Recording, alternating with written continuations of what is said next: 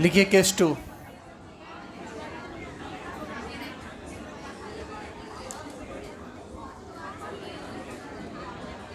For weak electrolyte,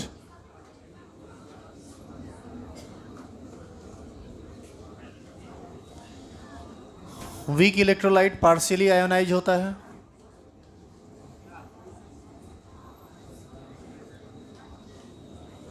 और इसीलिए इसके अल्फा का मान 1 से काफ़ी कम होता है। 100 गो में 2 गो टूटेगा, जैसे CH3COH। यह एसिटिक एसिड है, पानी में डालोगे तो ये टूटेगा, यदि तो ऐसे टूटेगा। लेकिन इसके साथ दिक्कत यह है कि डालोगे 100 गो तो 2 गो टूटेगा, 3 गो टूटेगा। इसीलिए हम लोग इसको दुर्बल वैद्युत अपघट्ट कहते हैं। नीचे एरो दीजिए और लिखिए, जब दुर्बल वैद्युत अपघट्ट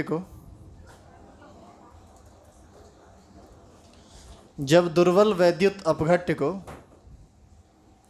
तनु किया जाता है तो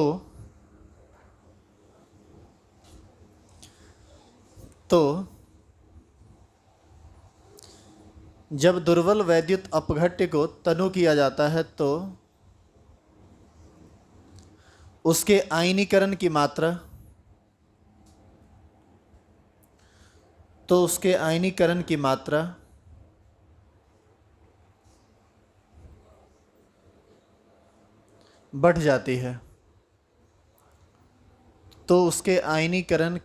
बढ़ जाती है।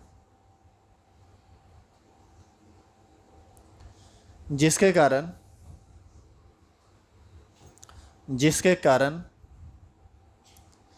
विलयन में आयन की संख्या बढ़ जाती है।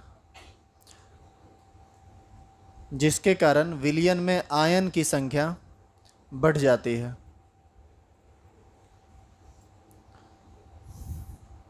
जिसके कारण विलयन में आयन की संख्या बढ़ जाती है। विलयन के आयतन के बढ़ने के कारण विलयन के आयतन के बढ़ने के कारण विलयन के आयतन के बढ़ने के कारण आयन की गति भी बढ़ जाती है। आयन की गति भी बढ़ जाती है।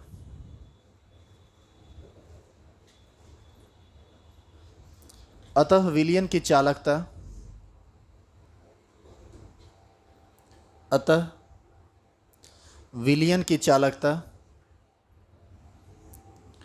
बहुत तेजी से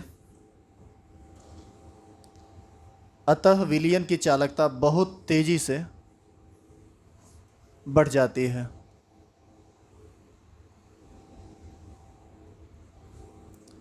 अतः विलयन की चालकता बहुत तेजी से बढ़ जाती है।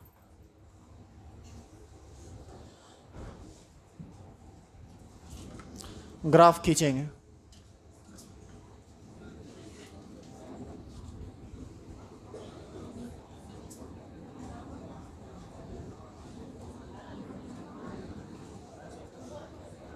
तो फिर खिस्सा करेगा ना तो ग्राफ लिखेंगे, फटक से मिटा देंगे। बात समझ ना रहा है? तो नाटक करेगा तो तुमसे ज़्यादा ना नाटक करने हमको आता है जी।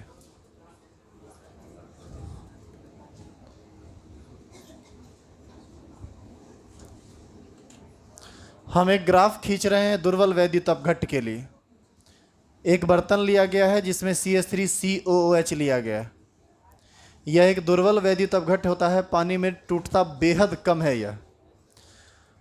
लेकिन जब आप इसमें पानी डालेंगे तो जैसे जैसे आप इसको डाइल्यूट करेंगे, यानी पानी डालेंगे, तनु करेंगे, इसके आयनीकरण की मात्रा बढ़ जाती है। आयनीकरण की मात्रा के बढ़ने का मतलब है जो मॉलिक्यूल पहले 100 डाले थे, 100 में 2 टूट रहा था, थोड़ा पानी डालने के बाद 4 टूटेगा, थोड़ा और पानी डालेंगे 10 टूटेगा, टूटता जाएगा। जैसे जैसे पानी हम इसमें डालते जाएंगे वैसे वैसे इसका आयनीकरण बढ़ता चला जाता है। और पिछले चैप्टर आयनिक इक्विलिब्रियम में 11th में बताया गया था कि दुर्बल वैद्युत अपघट्ट भी 100% डिसोसिएट कर जाता है अनंत तनुता पर। लेकिन हम चूँकि अनंत तनुता पर उसको लेके नहीं जा सकते हैं, उसका आयतन हम अनंत नहीं कर सकते हैं, इसीलिए हम उसकी बात जनरली नहीं करते हैं, लेकिन यहाँ पर उसकी भी बात होगी। देखिएगा ध्यान से, मान लीजिए शुरू में इसका जो कंसंट्रेशन था, जैसे यहाँ पर हम कुछ पॉइंट आउट कर दें, यहाँ पर कंसंट्रेशन 0 है, यहाँ पर 0.1 m, यहाँ पर 0.2 m, यहाँ पर 0.3 m, 0.4 m और ये मान लीजिए 0.5 m। शुरू में मान लो इसका जो कंसंट्रेशन है वह 0.5 m है, तो मान लीजिए कि इसका जो कंडक्टेंस है वो यहाँ पर है, इस जगह पर है।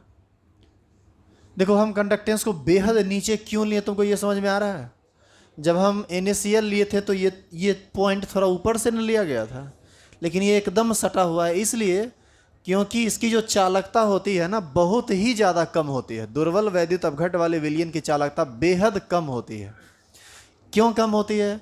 क्योंकि शुरू में जब सांद्रण बहुत अधिक रहता है तो इतना न कम आयन उसमें रहता है कि उसकी चालकता बहुत कम रहती है। चूँकि हम पिछले क्लास में पढ़े हैं कि आयन यदि कम होगा तो चालकता कम होगा, आयन ज़्यादा होगा तो चालकता ज़्यादा होगा। अब क्या किए, हम थोड़ा पानी डाले तो ये डाइल्यूट हो गया, कंसंट्रेशन कम हो गया, मान लीजिए ये 0.4 पर आया, तो ये ग्राफ कुछ ऐसा आया। हल्का सा इंक्रीज किया, थोड़ा और पानी डाले, थोड़ा और इंक्रीज किया, हल्का सा पानी डाले, थोड़ा और इंक्रीज किया। एक स्थिति ऐसी आएगी जब वो सडनली से इंक्रीज कर जाएगा और भाग जाएगा ऊपर। आप देखिए वो भागा कहाँ से है, जब कंसंट्रेशन 0.2 0.1 के रेंज में आया है, और इसके बाद जब आप 0 की तरफ बढ़िएगा तो 0.2 से 0 की तरफ बढ़ना बहुत मुश्किल काम है।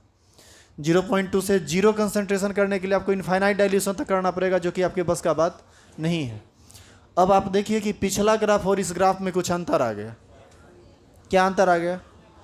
वहाँ स्ट्रेट लाइन आया था और हम बेहद आसानी से पीछे टच करा दिए थे स्केल पर कि हाँ भाई ये यहाँ पर टच करेगा, लेकिन ये कहाँ जाके टच करेगा इसका कोई हिसाब किताब है यहाँ?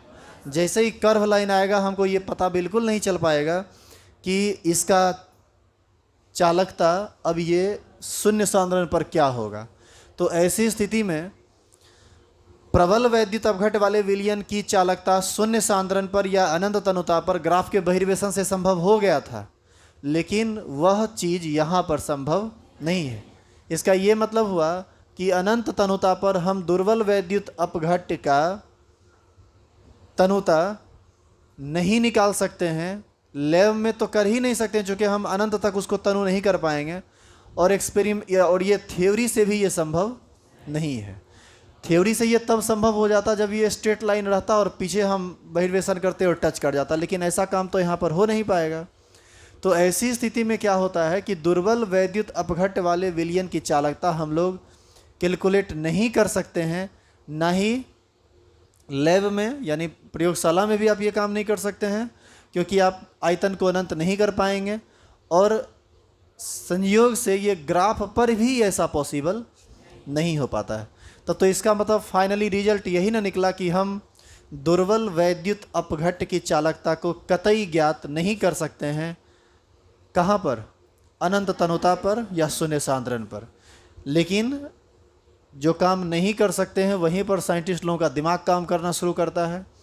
उन्होंने अब एक नया मेथड बताया, एक दूसरा तरीका बताया, जिस तरीका से आपको दुर्बल वैद्युत अपघट्ट वाले विलयन की चालकता भी पता चल जाएगी अनंत तनुता पर या शून्य सांद्रण पर। लेकिन फिलहाल हम ये तो ज़रूर कह सकते हैं कि इस ग्राफ से तो ये पता चलने वाला नहीं है। जैसे पिछला दिन ग्राफ से चल गया था, अब पता चलने वाला नहीं है। यहीं पर आप पढ़ेंगे एक नियम जिसको हम लोग कोलरास का नियम कहते हैं, कोलरास लॉ कहते हैं। ग्राफ उतारिए।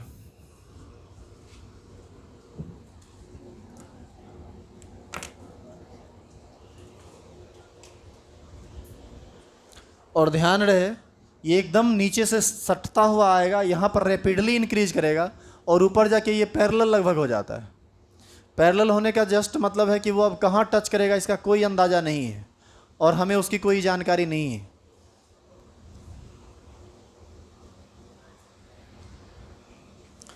इस चैप्टर को समाप्त करने में 2 दिन का समय और लगेगा। आज के बाद 2 दिन के बाद नया चैप्टर स्टार्ट होगा, कोऑर्डिनेशन कंपाउंड। सबको समझ में आएगा। अभी तक यदि समझ में नहीं आ रहा है तो थोड़ा पेशेंस रखिए।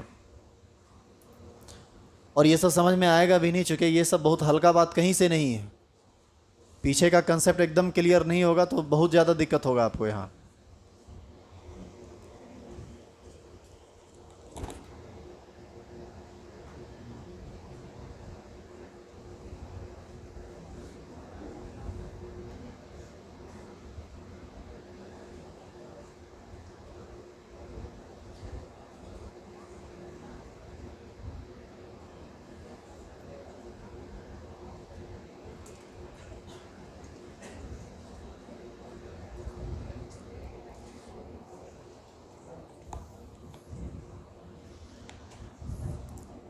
हो गया, ग्राफ खींच लिए। तो यहाँ पर हम ये बात लिखेंगे भी। सुनो क्या लिखेंगे, पहले हम बोल देते हैं। हम लिखेंगे यहाँ पर कि दुर्बल वैद्युत अपघट्ट वाले विलयन की चालकता शून्य सांद्रण पर या अनंत तनुता पर ग्राफ के बहिर्वेशन से भी संभव नहीं है। क्लियर है ये चीज़? काहे संभव नहीं है? क्योंकि ग्राफ कर्व लाइन आ जाता है और वाई एक्सिस के पैरेलल हो जाता है आगे जाके, जो हमको ये सूचना नहीं दे पाता है कि उसको हम आखिर कट कहाँ पर करें। पिछला केस में स्ट्रेट लाइन आया था तो ये बात सही हो जाता है, वहाँ पर कोई दिक्कत नहीं होती है। नीचे एरो देंगे और लिखेंगे दुर्बल वैद्युत अपघट्ट वाले विलयन की चालकता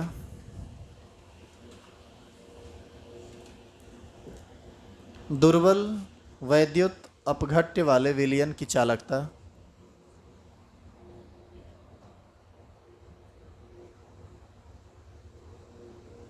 शून्य सांद्रण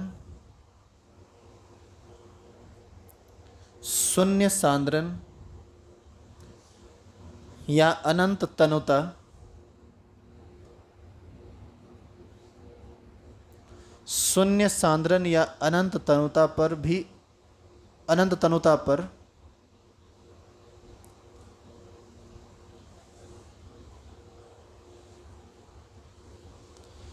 ग्राफ के बहिर्वेशन से भी संभव नहीं है।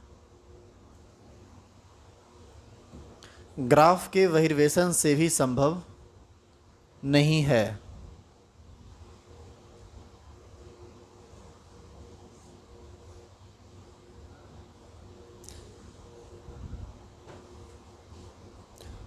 अभी आप पढ़ रहे हैं चालकता पर सांद्रण का प्रभाव, और इस बात को अब एक बार फाइनली समझ लेंगे।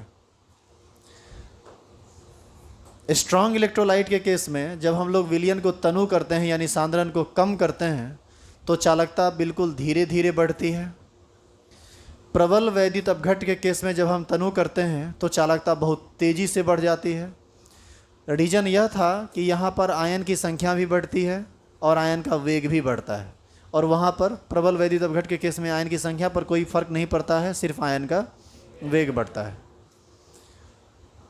एक बात इसमें और आप सीखें कि अनंत तनुता पर हम प्रबल वैद्युत अपघट्ट वाले विलयन की चालकता ग्राफ के बहिर्वेशन से निकाल सकते हैं, लेकिन दुर्बल वैद्युत अपघट्ट की चालकता शून्य सांद्रण पर निकाली नहीं जा सकती है। अब एक इसी से रिलेटेड, सांद्रण से ही रिलेटेड एक तीसरा बात समझिए।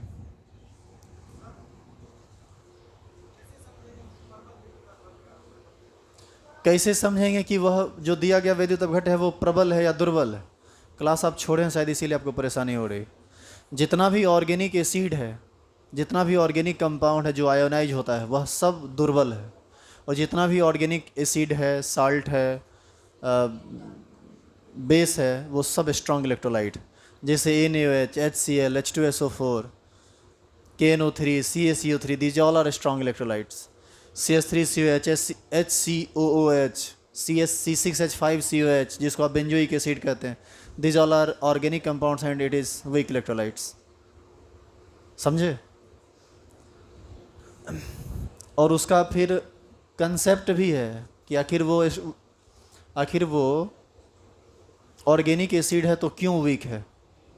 अब कुछ ऐसा यदि क्वेश्चन करेंगे तब सब बात का जवाब आपको यहाँ पर हम कैसे दें, जबकि ये बात बहुत डिटेल में हम आयनिक इक्विलिब्रियम में बता चुके हैं, और 12th में हर टॉपिक पर रुकेंगे तो फिर मुश्किल हो जाएगा, ऐसे ही टाइम कम। रीजन है CH3COOH में ऑक्सीजन और H के बीच का बॉन्ड बना हुआ है, और जब आप NaOH लेते हैं तो Na+ और OH- मेटल और नॉन मेटल के बीच का केस है। यह एक आयनिक बॉन्ड का फॉर्मेशन करता है, और यह जो है यह कोवैलेंट बॉन्ड का फॉर्मेशन करता है। फिर भी टूट इसलिए जाता है क्योंकि यह बहुत ज़्यादा पोलर कंपाउंड है। ऑक्सीजन और हाइड्रोजन में ऑक्सीजन की इलेक्ट्रोनेगेटिविटी बेहद ज़्यादा होता है, जिस वजह से ये टूटता है, लेकिन इसकी तुलना में बहुत कम। पानी में जब आप डालते हैं तब इस पर पार्शियल नेगेटिव चार्ज होता है, इस पर पार्शियल पॉजिटिव चार्ज होता है। तो याद रखने के लिए आप याद रखिए, जितना भी इनऑर्गेनिक एसिड, इनऑर्गेनिक बेस और साल्ट है वह सारा का सारा ऑलमोस्ट लगभग सब स्ट्रॉन्ग इलेक्ट्रोलाइट है, 100% डिसोसिएट करता है। और जितना भी ऑर्गेनिक एसिड बेस है, हाँ जितना भी ऑर्गेनिक एसिड बेस है यह सब ऑर्गेनिक एसिड बेस जो भी है वह सब वीक इलेक्ट्रोलाइट। अब जो बात समझाना चाह रहे हैं आप उसको समझिए। एक बर्तन है जिसमें NaCl है, Na प्लस Cl माइनस में बदला हुआ है, और मान लीजिए शुरू में इसका कंसंट्रेशन 1m है। शुरू में इसका कंसंट्रेशन हम कितना माने हैं? 1m, यानी 1 मोल पर लीटर। तो बताओ इसका कुछ ना कुछ चालकता होगा ना। अब जब हम इसको पतला करेंगे तो पतला करने के बाद कल बताया गया था कि इसकी चालकता धीरे धीरे बढ़ जाती है। मतलब अच्छा, इसकी भी चालकता बढ़ेगी, इसकी भी चालकता, दुर्बल वैद्युत अपघट्ट रहता तो उसकी भी चालकता बढ़ती, NaCl का थोड़ा धीरे धीरे और CH3COH का तेजी से, चूँकि ये दुर्बल है और ये प्रबल है। हम ये कहना चाह रहे हैं कि ओवरऑल सांद्रण का क्या फर्क पड़ा चालकता पर। सांद्रण घटा तो चालकता बढ़ा। अब थोड़ा इसका उल्टा बात करते हैं, चालकता से हट के थोड़ा अलग बात करते हैं, विशिष्ट चालकता की बात करते हैं। सांद्रण के बढ़ने से विशिष्ट चालकता पर क्या फर्क पड़ता है, थोड़ा इसको चेक कीजिए। अभी तुम ये जो सॉल्यूशन जितना भी वॉल्यूम होगा इसका 1 ml निकाल लो, और 1 ml का जो चालकता होगा वही नहीं सॉल्यूशन का विशिष्ट चालकता कहलाएगा। अब आप क्या कीजिए, इसमें 5 लीटर 10 लीटर पानी मिला दीजिए। पानी मिलाएंगे तब ना ये तनु होगा, पतला होगा, सांद्रण कम होगा। और मिलाने के बाद फिर तुम 1 ml निकाल लो और फिर इसका चालकता चेक करो। बताओ तो पहले वाले 1 ml का चालकता ज़्यादा होगा या दूसरे वाले 1 ml का चालकता ज़्यादा होगा? दूसरे वाले का या पहले वाले का? पहले वाले का चालकता ज़्यादा होगा और दूसरे वाले का चालकता कम होगा। अब आपको लगता होगा कि सर आप उल्टा बोल रहे हैं। हम उल्टा नहीं, हम बिल्कुल सीधा बोल रहे हैं, सुल्टा बोल रहे हैं, उल्टा वगैरह नहीं बोल रहे हैं। देखो इधर ऐसा क्यों हुआ है। जिस समय तुम शुरू में 1 ml निकाला होगा उस समय इसका सांद्रण अधिक है, तुम्हारे 1 ml में आयन की संख्या ज़्यादा आया होगा।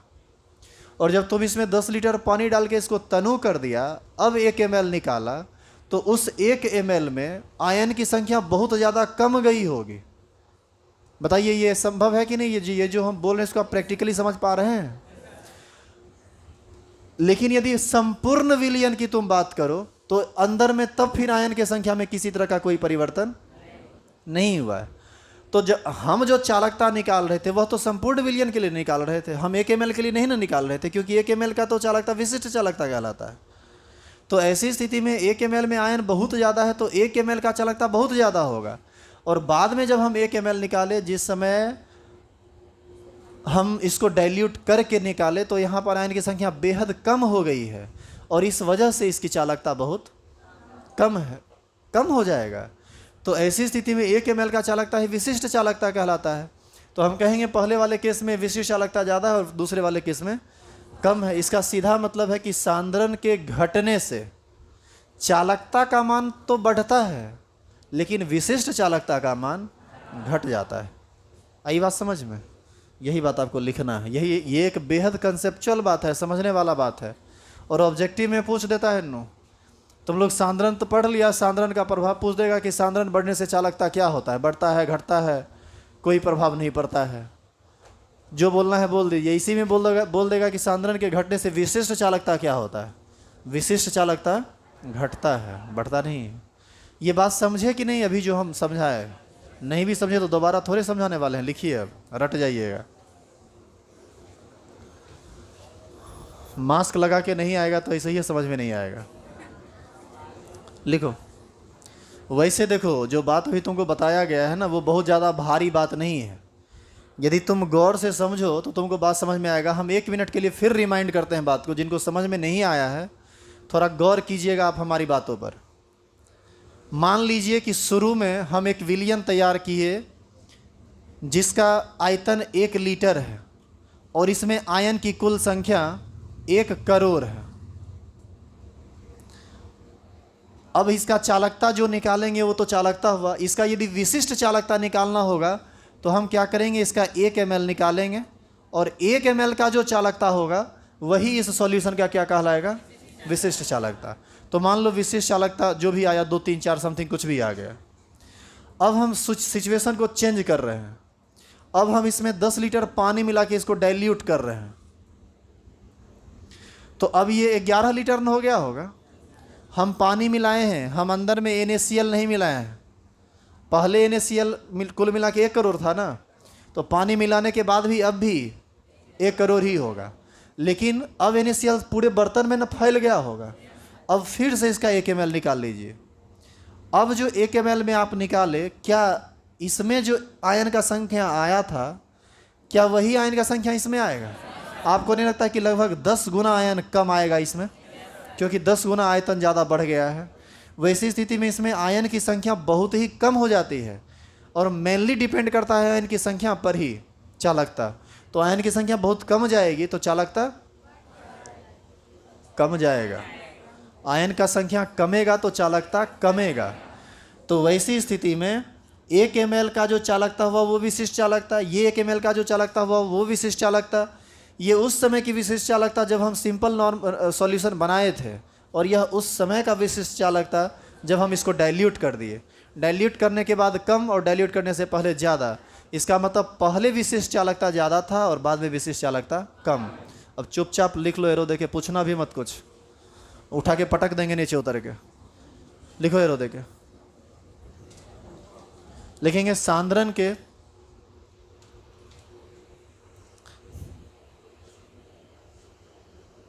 घटने से चालकता का मान, सांद्रण के घटने से चालकता का मान बढ़ता है। सांद्रण के घटने से चालकता का मान, क्या बोले जी? सांद्रण के घटने से चालकता का मान बढ़ता है, परंतु विशिष्ट चालकता का मान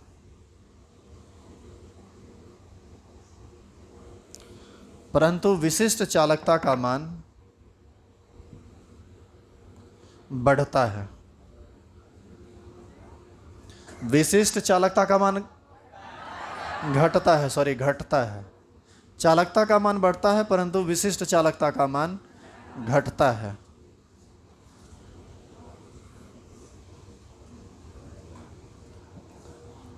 अभी हमारा एक टॉपिक यहाँ पर बच रहा है, अनंत तनुता पर हम दुर्बल वैद्युत अपघट का चालकता अभी तक ज्ञात नहीं न कर पाए हैं। उसको थोड़े देर में ज्ञात कर लेंगे। पहले आप एक जो और इफेक्ट बचा हुआ है, ताप का प्रभाव पढ़ लीजिए। कोलोराइडस लॉ पर ये टॉपिक समाप्त हो जाएगा। फिर एडिशनल कुछ बातें बैटरी सेल के बारे में आपको पढ़ना है, वो बाद में हम बता देंगे। तो अभी आप लिखिए हेडिंग, चालकता पर ताप का प्रभाव। चालकता पर ताप का प्रभाव, स्टार लगाइए और हेडिंग डालिए।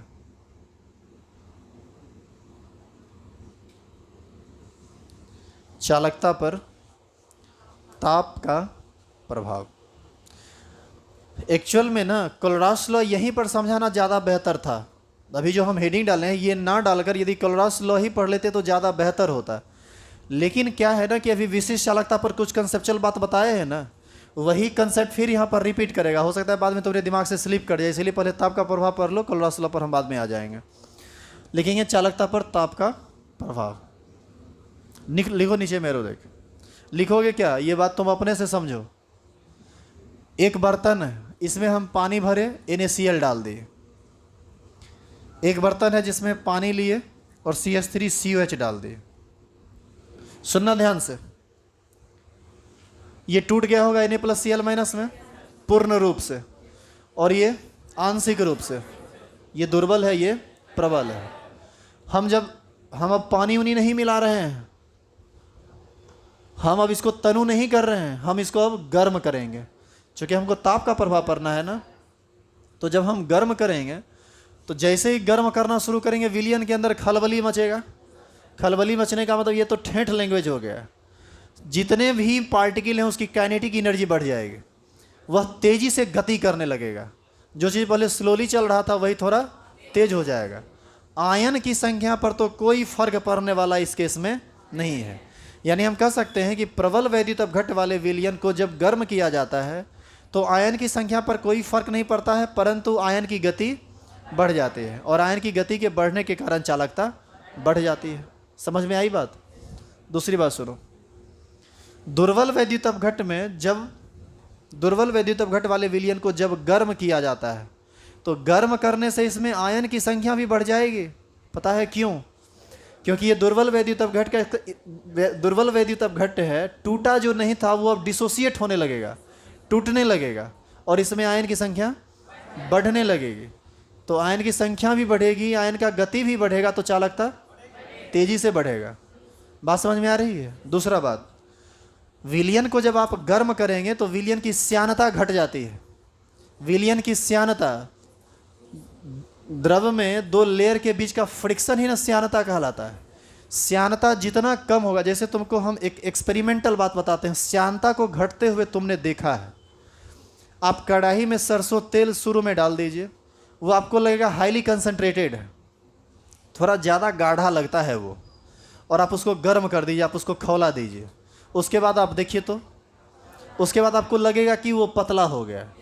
तो पतला करने का काम तो तब न होता है जब ऊपर से हम पानी टाइप का कुछ चीज़ मिला देते हैं। क्या तेल में आप पानी मिला के पतला किए थे? एक्चुअल में वो श्यानता ही घट गई, जिसकी वजह से आपको देखने में पहले लग रहा था सरसों का तेल थोड़ा गाढ़ा है, और अब गर्म होने के बाद या उबलने के बाद, खोलने के बाद अब आपको लग रहा है कि वो थोड़ा पतला हो गया।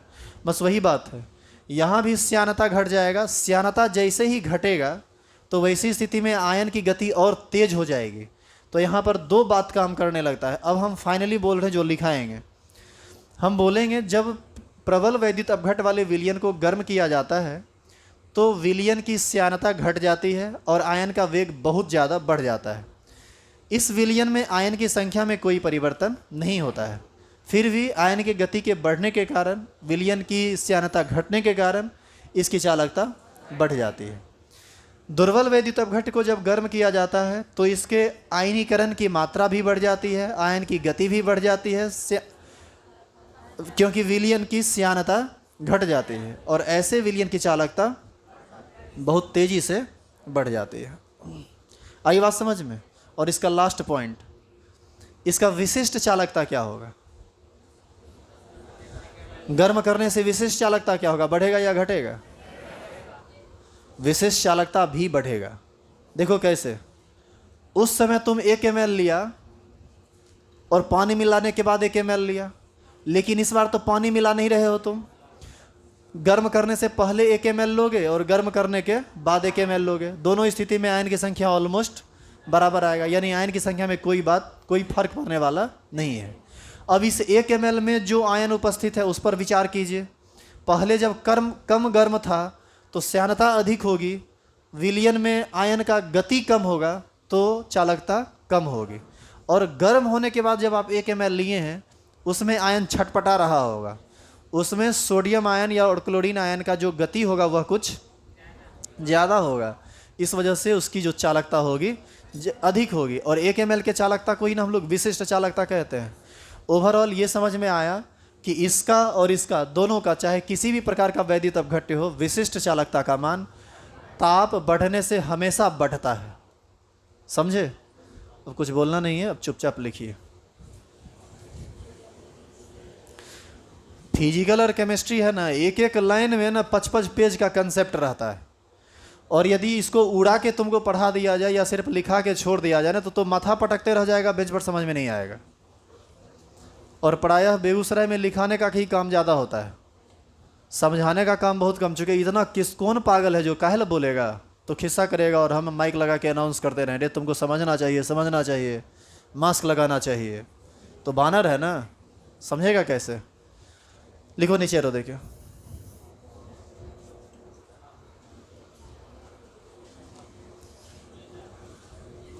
लिखेंगे, ताप के बढ़ने से विलयन में उपस्थित आयनों की गति बढ़ जाती है। ताप के बढ़ने से विलयन में उपस्थित आयनों की गति बढ़ जाती है।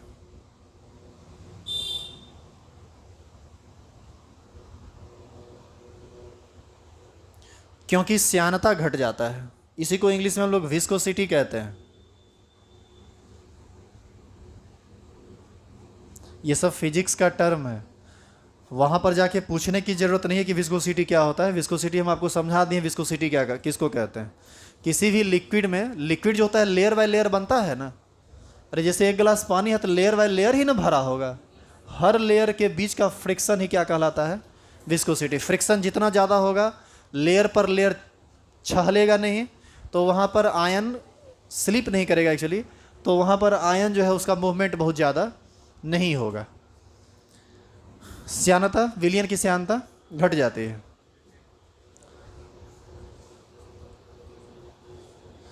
विलयन की श्यानता घट जाती है।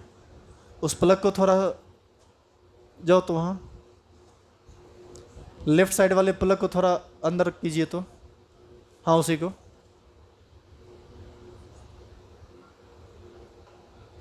बैठ जाओ। विलयन की श्यानता घट जाते हैं, जिसके कारण ताप के बढ़ने से चालकता बढ़ जाती है। जिसके कारण ताप के बढ़ने से चालकता बढ़ जाती है।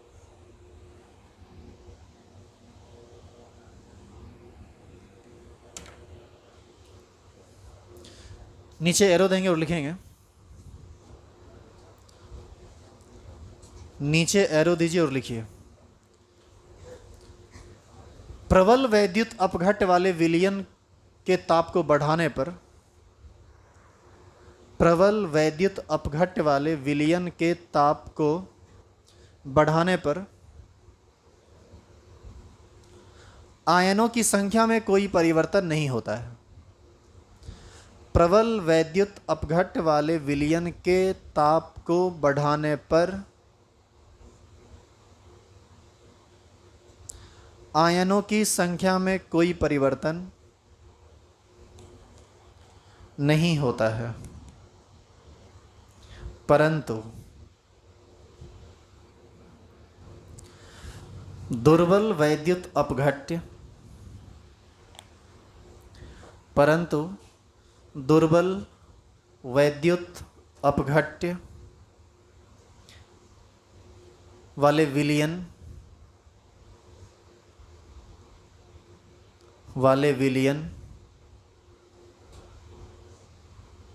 के ताप को बढ़ाने पर, के ताप को बढ़ाने पर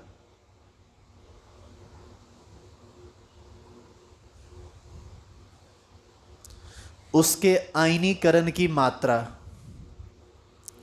उसके आयनीकरण की मात्रा बढ़ जाती है, उसके आयनीकरण की मात्रा बढ़ जाती है। और विलयन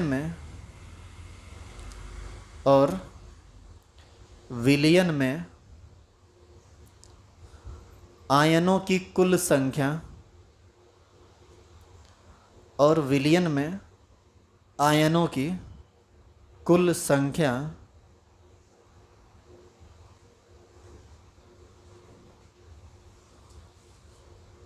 बढ़ जाती है, जिससे चालकता बहुत तेजी से बढ़ती है, जिससे चालकता बहुत तेजी से बढ़ती है।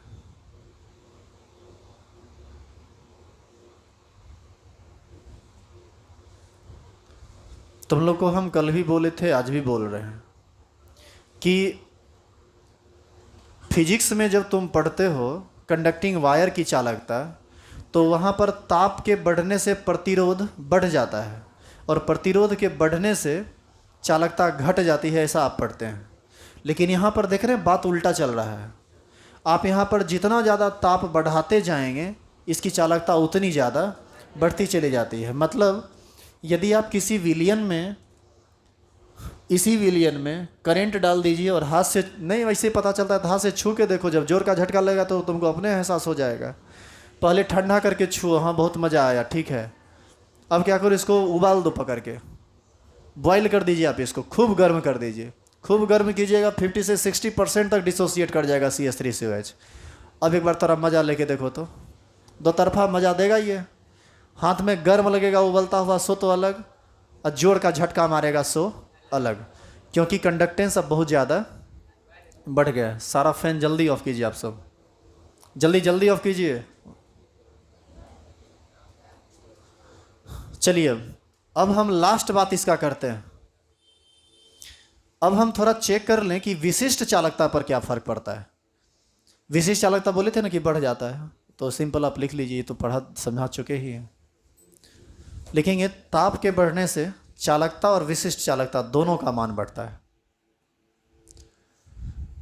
ताप के बढ़ने से चालकता तथा विशिष्ट चालकता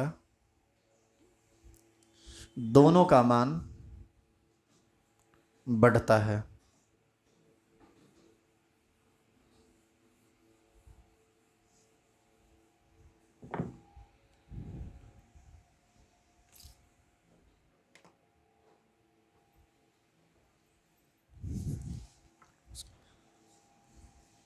हेडिंग डालेंगे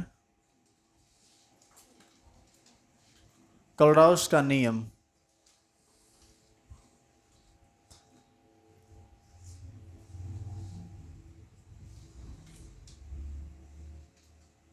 कोलराउस लॉ।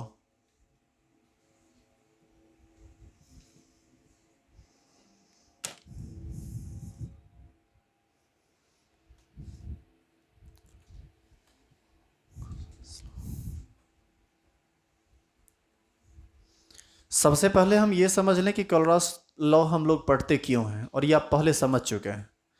आपने देखा कि प्रबल वैद्युत अपघट्ट वाले विलयन की चालकता शून्य सांद्रण या अनंत तनुता पर ग्राफ के बहिर्वेशन से निकल गया था, लेकिन दुर्बल वैद्युत अपघट्ट की चालकता अभी तक हम अनंत तनुता पर या शून्य सांद्रण पर निकाल नहीं पाए हैं। अनंत तनुता या शून्य सांद्रण पर दुर्बल वैद्युत अपघट्ट के चालकता को निकालने के लिए कोलराउस ने एक नियम दिया, जिसे हम कोलराउस नियम से जानते हैं। और इस नियम के अनुसार उसके बाद जो नियम है वो नियम होगा। एरो दीजिए और लिखिए। लिखेंगे दुर्बल वैद्युत अपघट्ट वाले विलयन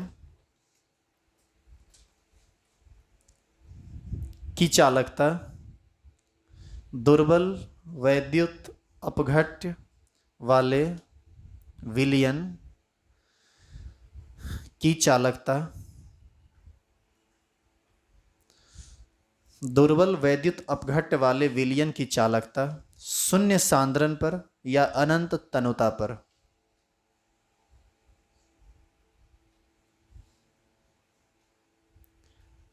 निकालने के लिए शून्य सांद्रण या अनंत तनुता पर निकालने के लिए कोलराउस ने एक नियम दिया।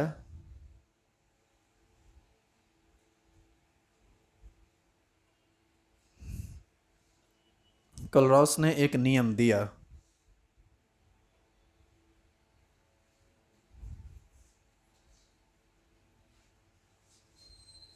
इस नियम के अनुसार, इस नियम के अनुसार, अनुसार के बाद हाइफन दीजिए, लाइन चेंज कर दीजिए। इस नियम के अनुसार, अब ये क्या नियम है इसको पहले आप समझ लीजिए, फिर लिख लीजिएगा। समझिएगा, लिखिएगा। आज यहीं तक रहने दीजिए, इसको कल करेंगे। सुनो पहले। Peace.